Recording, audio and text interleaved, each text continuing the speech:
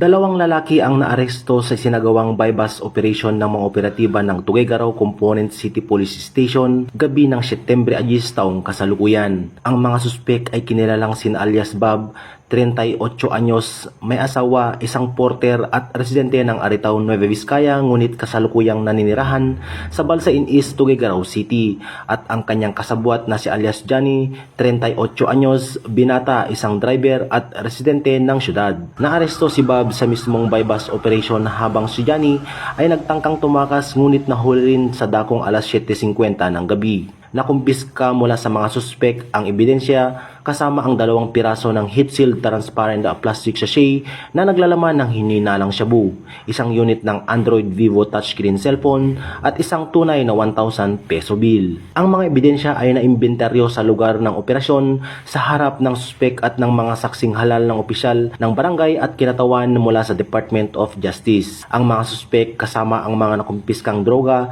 at gamit ay dadalhin sa PIDEA para sa sagawang drug test at laboratory examination. Pagkatapos nito, sila ay isasailalim sa medical physical examination sa People's General Hospital bago pansamantalang ikulong sa custodial facility ng Tuguegarao Component City Police Station sa Carig Sur. Kasalukuyang inihahanda ng himpilan ng Tuguegarao City Component Police Station ang mga kaukulang dokumento para sa pagsasampa ng kasong may paglabag sa Republic Act 9165 o ang Comprehensive Dangerous Drug Act of 2002 laban sa mga naturang suspek. Patunay lamang na ang ating kapulisan ay hindi titigil upang mapuksa o matigil na ang karahasan upang tuluyan ng tuldukan ang paglaganap ng ilegal na droga sa ating bayan para sa kapakanan ng bawat mamamayan. Mula dito sa Lambak ng Cagayan, ako ang inyong Police News Network Correspondent, Patrolman Balawag, alagad ng batas, taga-taguyod ng Balitang Pulis.